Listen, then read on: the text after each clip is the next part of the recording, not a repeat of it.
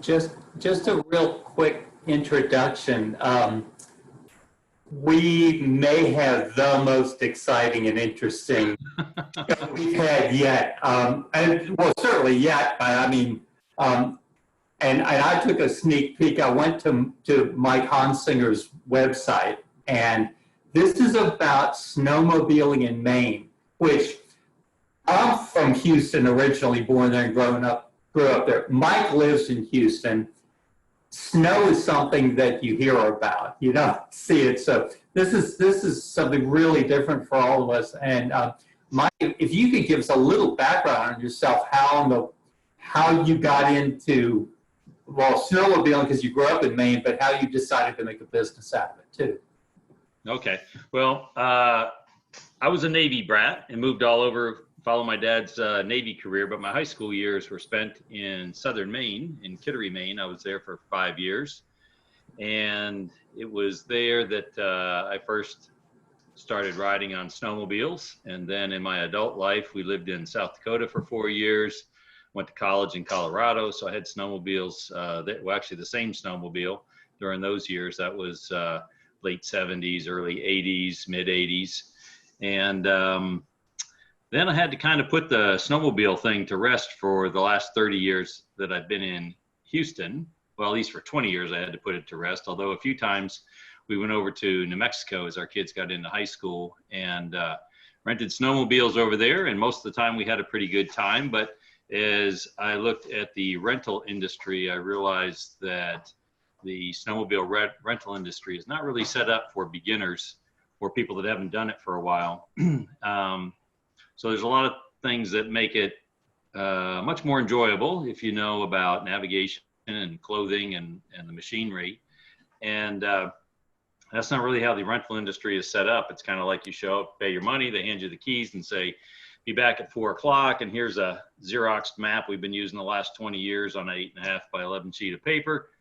Good luck. So we had pretty good luck. We did have a snowmobile catch fire and burn completely into a hole in the snow in the middle of nowhere in New Mexico. And when the guide saw it catch on fire, he left and he came back about an hour and a half later. He was from Hawaii. He was about 19 years old, had been on the mainland for about 3 or 4 weeks at that point. Obviously, he hadn't ridden on snowmobiles too much, but anyway, that's another story. So there were little things like that along the way that made me think there's probably a better way to do this. So in my retirement years, I decided to put together the snowmobiling business. And the concept is you come ride with me for 2 to 7 days, typically. And I don't do just afternoon or one day rentals like you can normally get ski slopes. And so it's more about getting into the woods and learning a little bit about the history of Maine, the economy of Maine, which is largely hinges on the logging industry, and of course the wildlife and topography, plant life, animal life. So it's sort of an educational kind of thing. And it's not so much about riding the machines, although that is fun. But what I primarily enjoy is getting out in the woods and riding generally 80 to 100 miles a day with my customers. And I find it's a lot more comfortable on a snowmobile than, say, paddling a canoe or riding around on a bouncy, dusty ATV. Or snowshoes. I tried snowshoes. It's a lot of work. Yeah. I made it for about half an hour and said, this is kind of silly. Wow. I used to like cross-country skiing when I was in high school, but I haven't done that in a long time. And Mike, tell us, you're targeting toward beginners, which I would absolutely be a beginner on this. Can you describe what it's like? I mean, you're out there with your customers, right? Right. So you could kind of come along as they do it. Right. Jack, I think Mike might be covering this in his program. And so why don't we let him start? But first, I want to share a screen of Maine to show you where Mike lives and also the different Evergreen members that you might be able to stay with if you were to plan a trip up to Maine. So I am going to share. Hold on. There we go. Okay, so here's Maine over here, and I backed it out a bit. You can see most of the members in Maine are down near the coast. This is Mike and Valerie up here. So you can see Quebec City is just a little bit further to the northwest. But there are a lot of people that you could stay with if you were, you know, coming from the south up. And so there are people all along the way. So that just gives you a general idea. And then let me stop sharing and Mike can take over. Can you share that again? I want to just point out something sure. about that map. Sure. You'll notice there are 4 yellow lines going back and forth between Maine and New Hampshire, and there are more that are not shown there. However, when you look between Maine and the province of Quebec, you see 1 yellow line. That's one of 2 paved roads that connect Maine to Quebec. There's a right there. Right, and there's a second paved road that's just about the width of my little house icon, and to the left of my house, there's a second paved road. I don't know how many dirt roads there are that go back and forth, but it's maybe a couple of dozen that are used by logging trucks.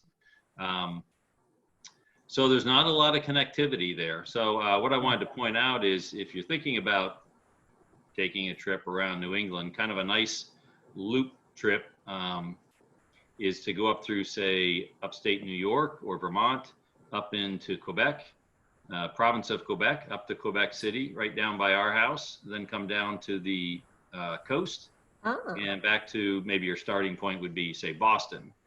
But as Jack pointed out yesterday when we were talking, there aren't too many good roads that connect Maine to New Hampshire. There's some little side roads, but the primary one you see pictured here, Route 2, that goes through Bethel, Maine, and pretty close to Berlin, New Hampshire. That's the main east-west, the primary east-west road connecting Maine and New Hampshire. And that's a nice scenic road that you might include in part of your trip. Kathleen, would you back out a little bit so we could see how far Montreal is? There's Montreal, so to give you a sense of perspective on it. And here's Mike. Yeah. There in Quebec City. Okay, great. And then while you're up there, you could go see our person in Nova Scotia. I mean, you know, if you're there. All right, so are you ready for me to let you share the screen, Mike? Sure. Okay. Okay. All right. We practiced this yesterday, and hopefully this is going to work out right. Okay. You see my Evergreen profile? Yeah. Yeah. Okay. So that's us. We have 2 homes on Evergreen, one 50 miles north of Houston, Texas. And then we added this home. Well, I started my business up there 9 years ago, and we liked it so much the first 2 winters that we bought a place up there. And so as soon as that got livable, and I'll come to that story later on, it was an old log cabin we bought and refurbished. Once that got livable, then we opened it up to Evergreeners, and we've had quite a few folks stop by. Our driveway goes right out to US 201, which is the highway that connects the coastline of Maine to Quebec City. So it's very convenient for someone making that sort of loop trip that I just described. And we've been Evergreeners since I turned 50. I don't know if it was Kathleen that was running things 10 years ago, but I actually tried to join when I was 48, and I explained I was so excited I wanted to join early. I would behave myself and get along with the old people, and I was told very politely, no, you have to wait till you're 50. So I did. Anyway, so this is my business. The concept is for me not to actually rent snowmobiles myself. I don't want to own a bunch of snowmobiles and have to maintain them, nor do I want to be in the lodging business or the food business. So part of my concept was to bring some added revenue to the state of Maine and give a little boost to the businesses in those areas. So this is my logo, which my wife and I dreamed up. and our son-in-law drew it, and then we had it digitized to use for the business. So that's about where I am. You saw that on the last map. And so that's pretty straightforward. So I'm a registered Maine guide. This is important to know if you want to go to Maine and do something out in the woods or on the water. The state of Maine has the most rigorous testing program for its guides. In many states, you can be a guide for hunting, canoeing, whitewater rafting. All you have to do is go pay $30 or $50 to the state, and you are a guide. It does not work that way in Maine. It's kind of a rigorous battery of testing. There are written tests, there are oral tests, and practical tests, and it all takes 6 months to a year really to sort of prepare for it and get your way through it. If you fail it, you can't even retake the test for another 6 months. So it's a bit of a misnomer, registered Maine guide. At the beginning, you just had to register, but now there's probably a better term for it. In any case, this lady right here was our very first Maine guide in 1897, Fly Rod Crosby. Good looking gal. Apparently spent a lot of time in the woods and knew what she was doing. And at this point, we have something like 4,000 Maine guides alive, most of them living in the state of Maine. So anything you do in the woods or on the water, you have to, if you're going to pay a guide, the guide has to be a registered Maine guide. And the state keeps an eye on us. We have to continue to re-register. They just started a requirement a couple of years ago where we now have to do background checks. So here's me 10 years ago with my snowmobile loaded up. I actually had it shipped from Maine down to me so I could do some advertising, put it on my truck and drive 2,250 miles up to Maine and go there. So we're in the Appalachian Mountains. In fact, Jack was asking about the Appalachian Trail. Maybe halfway between me and the horizon is the Appalachian Trail. And in this picture, just off to the left, if the camera pointed to the left a little bit, would be Mount Katahdin. That's the northern end of the Appalachian Trail. At 5,500 feet, it's the tallest mountain in Maine. So snowmobile tours began a long time ago when snowmobiles looked like something like this, or maybe like this in the 60s. And if you Google snowmobile images, you'll see all kinds of crazy things that people have come up with to try to get around on the snow, that sort of thing. Now, some people enjoy snowmobiling for the sake of riding on the machines and doing this sort of thing and carving their way through powder, which can end up looking like that if you're not careful. But some guys, that's what they like to do, is bury their snowmobiles and get them unstuck again. So here's the basic of what a snowmobile looks like. Sort of a cross between a bicycle and a motorcycle and a couple other things. You see some items there that are familiar to you. This is what the dashboard looks like. It's got handlebars. The gas is your throttle there on the right-hand side. Use your thumb, and then the brake. You just have one brake, and that's done with your left index finger and middle finger. Modern machines are quite quiet. They're 4-cycle engines, so they don't burn oil. Snowmobiles 20 years ago did burn oil, and they were kind of a little bit stinky and a little more noisy. There are still some 2-strokes around, but that's kind of a side story. Anyway, they're fairly quiet, comfortable. Your hand grips are heated. Some of them have heated seats. They have plugs where you can plug in things like a visor. So this is called a groomer, basically kind of like a bulldozer. And we use these to make the trails look like that.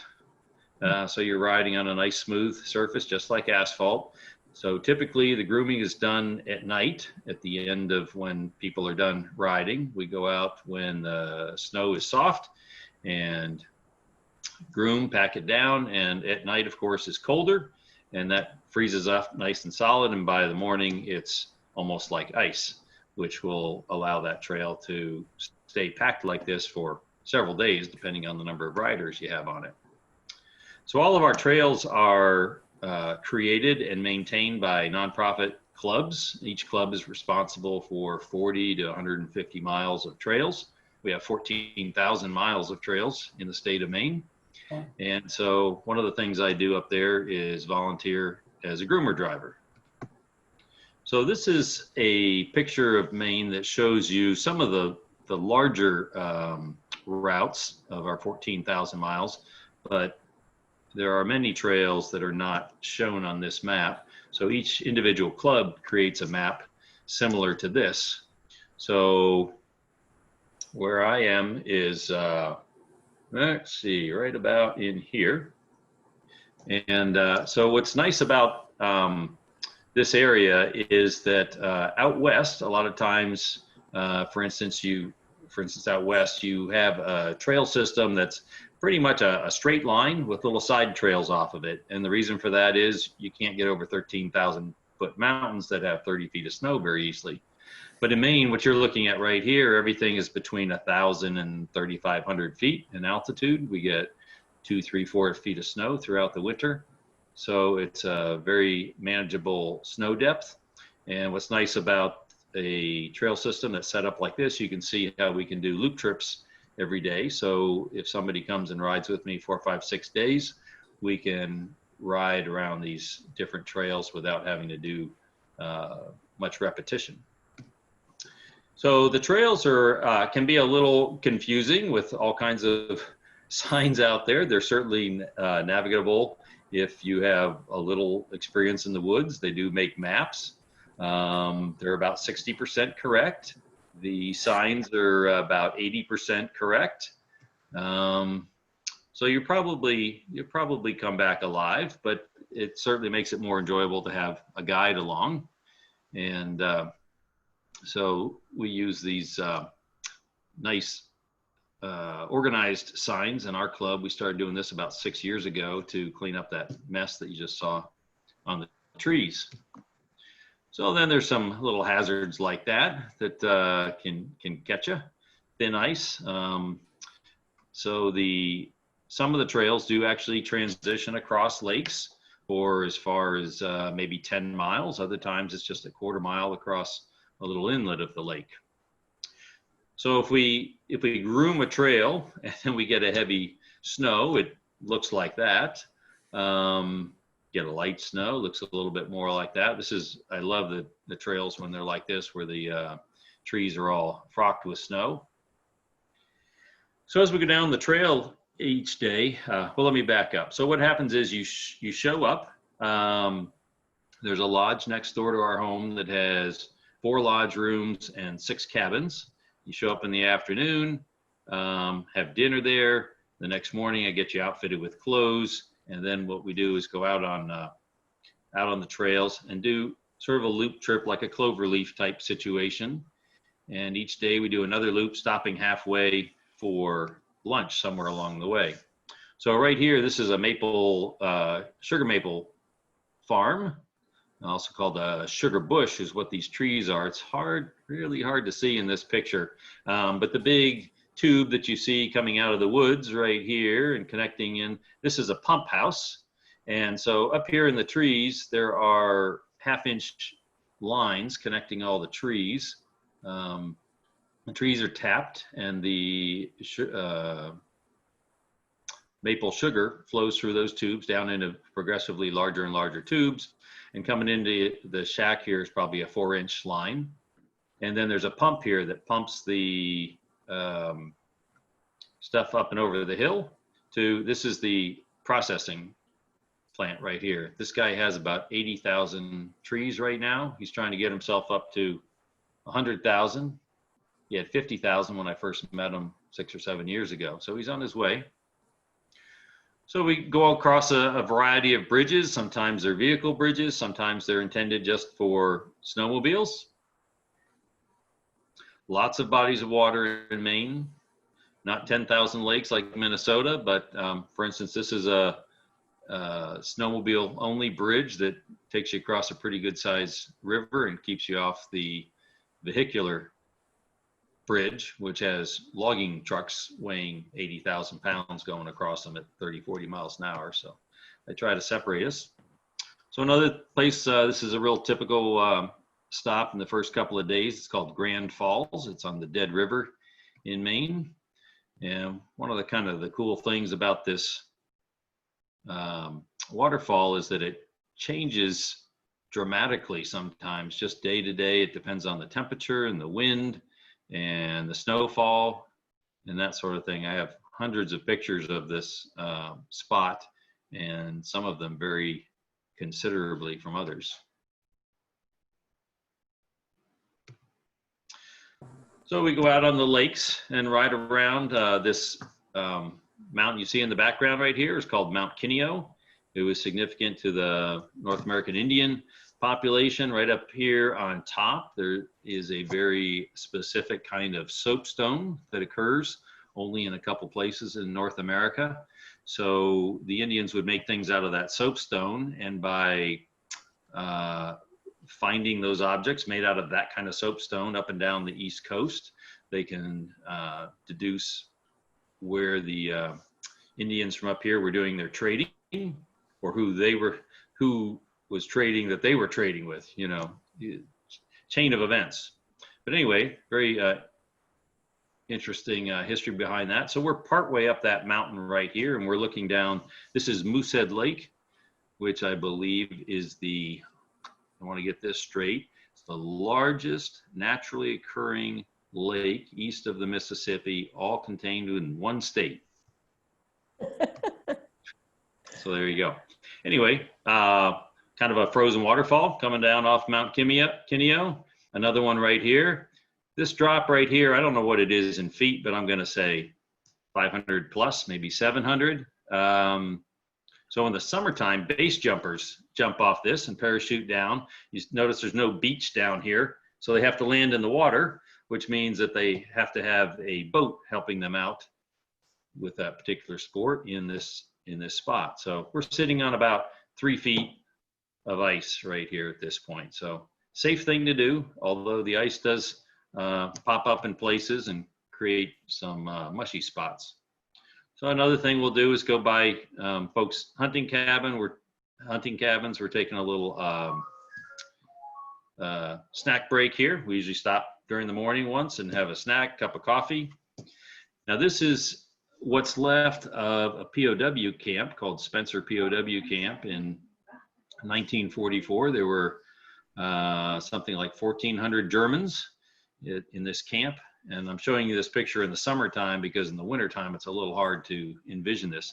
But this is the oven where they baked bread, and everything else from the camp has fallen apart about 10 years ago, unrecognizable at this point. And the kids in town, which the closest town near me is half an hour away, and the next largest town is an hour and a half.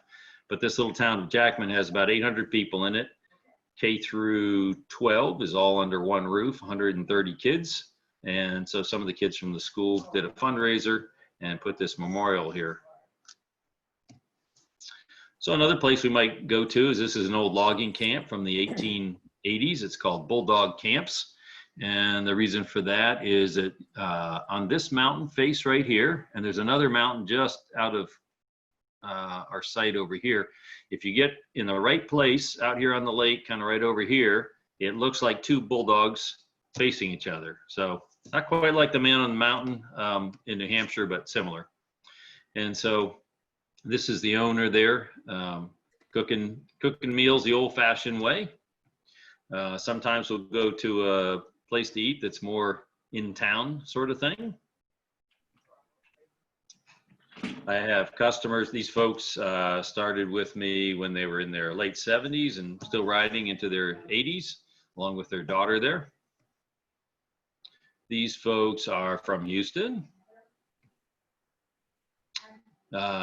These folks were from North Carolina. And so while we do these lunch stops, it gives you a couple of opportunities to see the wildlife that's not living anymore. This place hunts coyotes. You see coyotes and fox there. Coyotes are pretty tough on the deer population, so they try to keep the coyote hunting in balance with the deer hunting. So you can get your picture taken with a whole variety of animals there. So people wonder, how do you get gas in a snowmobile? Well, we just pull up to the same pumps where the cars do. They try not to plow the snow right down to the pavement around the pumps. They try to leave a couple, 2-3 inches of hard packed snow, which makes it a little dicey when you're trying to pump your car. But they leave that snow there, so it makes it easier for the snowmobiles to be able to pull up and gas up.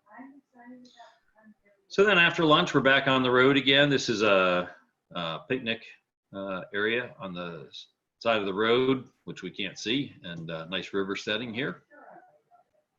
This mountain in the background right here is Coburn Mountain, 3,750 feet.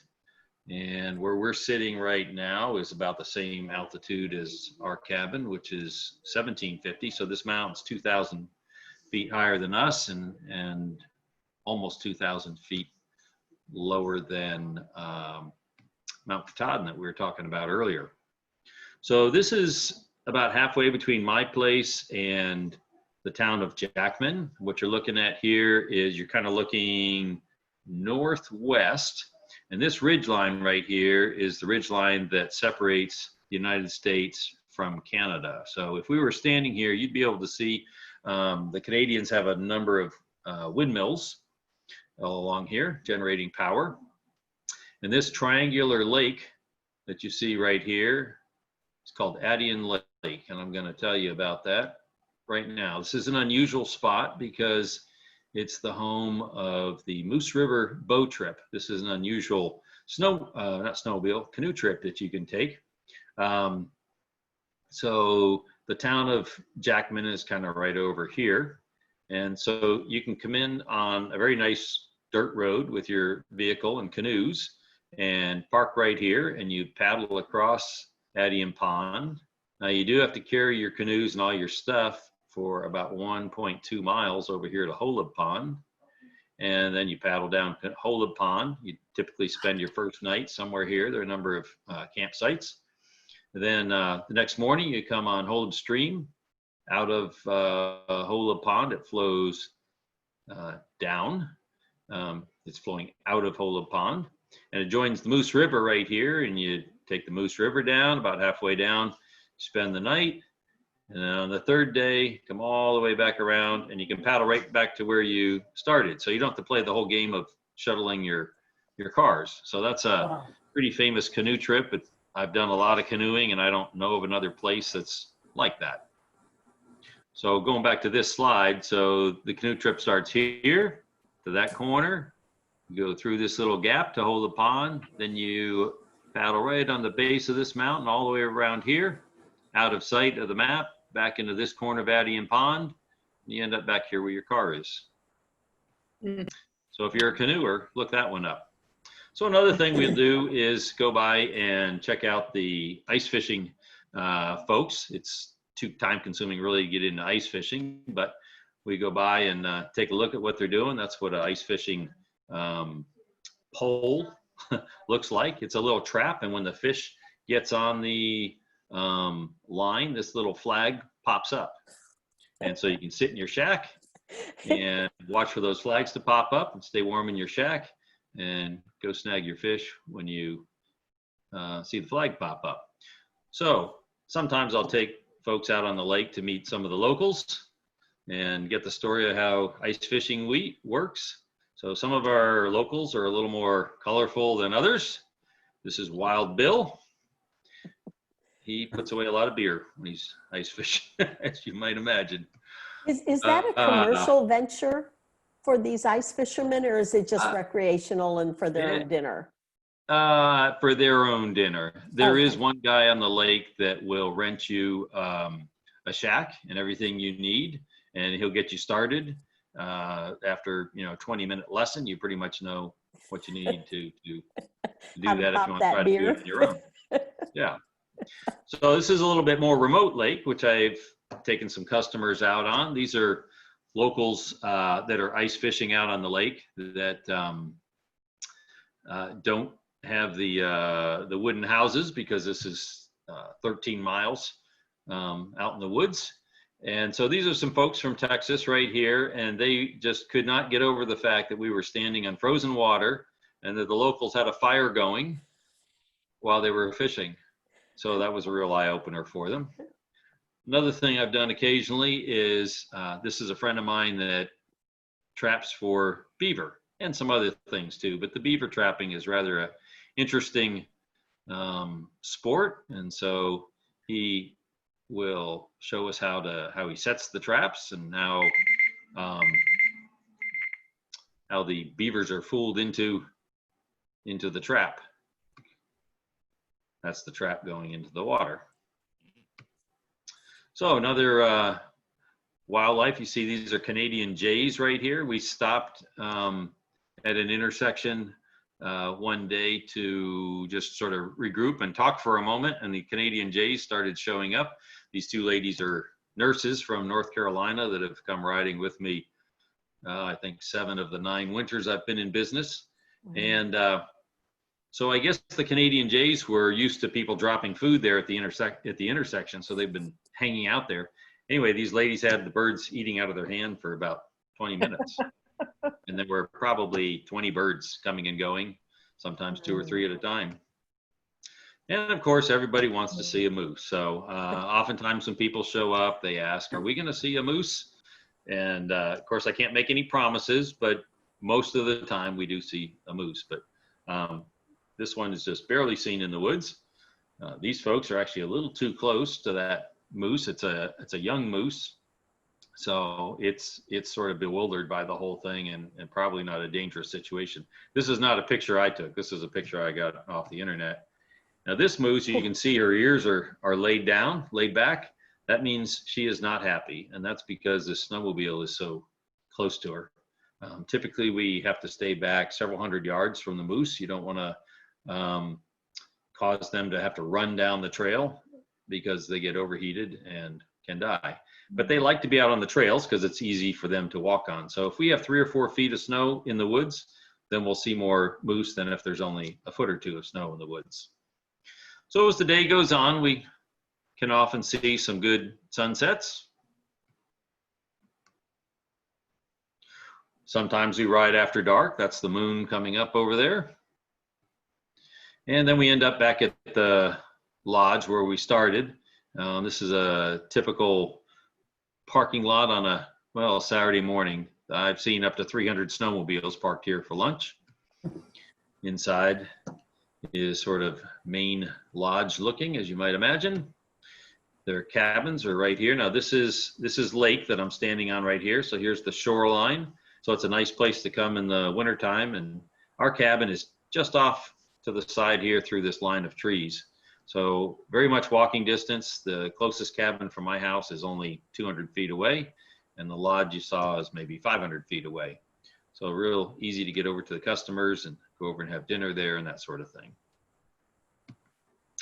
So the inside of the cabins, they have everything from 1 bedroom to 2 bedroom, multiple baths, and so on and so forth.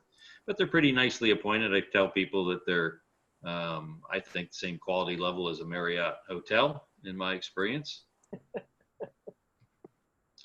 So this is the bar there in the lodge. Both these guys right here are from New Hampshire, you New Hampshire folks. I don't know if you recognize those 2 guys.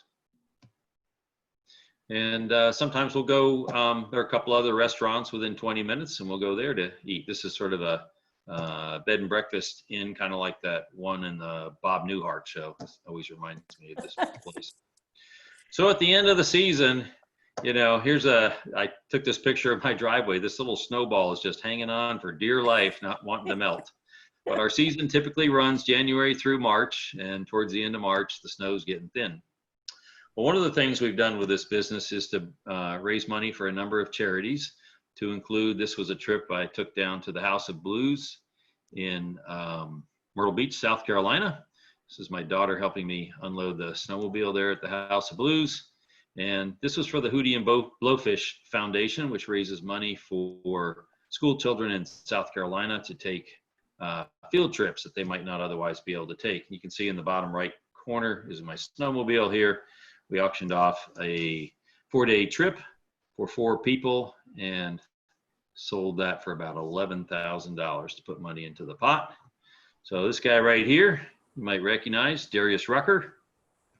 And there he is sitting on my snowmobile. These are the other band members. This guy's the bass player. These two are the, well, this guy's the drummer. This is the lead guitar here. So I'm just going to touch on our cabin. This is what it looked like back in 1980 something. We don't know for sure, but just judging by the pickup truck. This is what it looked like when we bought it 8 years ago. So we picked it up. You can see it's sitting on legs. We picked it up, moved it off to the side. And that's what it looked like inside. Pretty basic cabin. That's what it looks like today. So the old cabin is this section from here to here. This is 25 feet, and then it's 20 feet the other way, this across. So the garage was a newer structure, a fairly new structure. So we connected the cabin to the garage when we put everything back together, and we also extended this porch right here. The porch from the water's edge is about 70 feet. So that's the inside right there. Wow. This has my wife's decorating touch. Lots of antiques here. This one right here came from New Hampshire. Most of the antiques are from New Hampshire, Maine, and Quebec, as you might imagine. Another angle there. So these are the old log cabin walls right here. Just as they were built in 1905. We did caulk them on the outside a little bit, but they are packed with horsehair and beeswax. I can't remember what that's called. To pack in between the cracks of the logs. So now we're out on the front porch. This is new construction, and you're looking out at the what would normally be the pond. So the water's edge is right here. The name of this pond is Parlin Pond, also called Lake Parlin on some maps. This is Parlin Mountain, and the lodge next to us is called Lake Parlin Lodge. So this is our guest bedroom. If you come stay with us, very nautical in theme due to many folks in my background and my family. I've been in the Navy. So that's the view from the front porch in the summertime. Good place for fishing, boating, hiking, blueberry picking. And that's what it looks like in the fall, if you come see us then. Wow. So that's the story. Wow. Jack, do you want to unmute everybody and see if they have any questions? Well, the best thing would be if somebody had a question, you could unmute yourself rather than opening up everything like that. But Mike, I like canoeing, and I'm fascinated by that Atian trip. That when you come back down, that's on a river, the Moose River. Right. So about a third of the trip is on the 2 bodies of water, in Pond and then Holub Pond. And then the other 2/3 is on Holub Stream, then the Moose River. Okay. Do they do any canoe rentals up that way, or do you bring your own? Yes, they do. Rent them right there in Jackman. There's several places, and I can point you in the right direction in that if you're interested in it. There's a little bit of white water. There are a couple of waterfalls that you have to portage around, but the long one is the 1.2 miles. But of the 1.2 miles, about a mile of that is on a nice dirt road. My dad, who's just turned 86 the other day, he and I did the trip last August with a couple guys in their that were like mid 70s, and a couple other guys are about my age, 60. And so I went online and I found directions on how to build a little cart out of PVC pipe and some sort of bicycle wheel kind of deals. So we brought those with us and used that on that dirt road. So for a mile, we were able to use the little carts, and that worked pretty good. Made it easy on the old guys. That's great. Well, I was fascinated by the snowmobiling trip. If we were to go up there, these are like a 2-seater, or is it a single person riding? They have both. And some single seaters, they just add a second seat to it to turn it into we call them a 1-up and a 2-up snowmobile, to designate how many seats you have. And so the snowmobiles actually come from 45 minutes away from where I am. I make arrangements ahead of time for that, and for all your clothing. Clothing comes from the snowmobile rental company, but they trailer in the snowmobiles, and they're waiting there at the lodge when the customers show up. Wow. Nice. So what sort of number should one budget for a trip with you? Well, I have to tell you right out of the gate, snowmobiling is not an inexpensive sport. It's about $300 a day for a snowmobile, and you're going to spend another $50 in gas. So right there, if you don't mind riding with 2 people, which personally I don't mind riding on the back of a snowmobile or with a second person, it cuts that big number right in half. And then your lodging, you're going to spend $120 to $150 a night for 2 people, depending on what level of cabin you want. And then you got your food and your transportation there. So you're looking at $500 a day and up. It's about like a cruise, a nice cruise. Yeah. Yep. Yeah. So, yeah. This is Larry Dean from Midlothian, Virginia. One of my favorite trips that I've taken in my lifetime was going the whole length of the Allagash back in 1972. That's a incredible canoe trip. Yes, I did that with my dad. I graduated from high school in 1977, and my dad took me up there, and I think we spent about 10 days. We went down the Allagash and then a little ways down to St. John. Yeah. We spent 9 days, or 5 of us. Okay. Wow. Sounds like a great trip. Don't go in June. Lots of black flies. We went in June, and we used old woodsman, and I didn't have a single bite. Really? Gosh. Okay. Wow. A lot of people don't like old woodsman. Yeah. Well, I'm going to write that down. It works. Okay. We have a question. This is, Uh-huh. no, not the dog doesn't have a question. This is Greg and Kathy Russell. We're down in Griffin, Georgia, just southeast of Atlanta. But we were up in Maine two summers ago, and flew into Boston, got a rental car, drove up to Acadia, spent a few days in Acadia, and then worked our way down the coastline. It was an amazing trip, but we know that there's much more of Maine and even some of Vermont that we want to see. By driving distance, how far is your place from Boston, and then how far is it from Acadia? Just kind of get a general idea.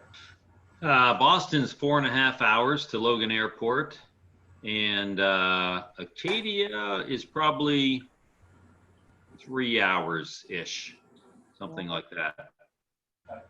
Which, if folks don't know about Acadia National Park, it's a very different park from lots of other places, but one of the interesting things about it is it has Cadillac Mountain within its confines, which is 700 feet.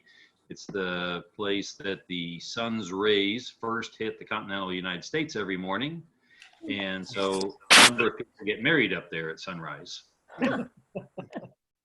So how far are you from Cypress, Texas? Half hour. Half hour. Second thing is, when on earth, like Houston is terribly hot in the summer, Maine's cold in the winter. Yeah. How do you figure out, like you're not in Houston in the summer, are you? I try not to be. Yeah. I try to be in Houston in the spring and fall. Okay. But yeah, a lot of people have told me I have it backwards, going to Maine for the winter and Houston for the summer. But now that we have the cabin, the first two years I was up there, I was just up there for the winters. And then once we got the cabin, now we go up there in the summertime, usually for 2, 3, 4 months. Nice. Okay. Maybe one more question, and then we have some other things to cover tonight. Yeah. Lanny, do you have a question? I do. We've been to Rangeley, Maine several times. How close are y'all to Rangeley, Maine?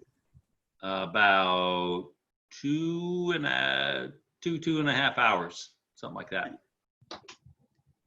Okay. Well, Mike, thank you. That was tremendous. I think we can give you a round of applause. My goodness. Thank you. There's no way I'm spending. Okay. Well, hopefully you learned something about him. You all have probably seen snowmobiles in a James Bond movie, and other than that, most folks just don't have much interaction and don't know much about them. Well, it sure makes us, Jack and I want to go. Both Yeah, I mean, summer and winter.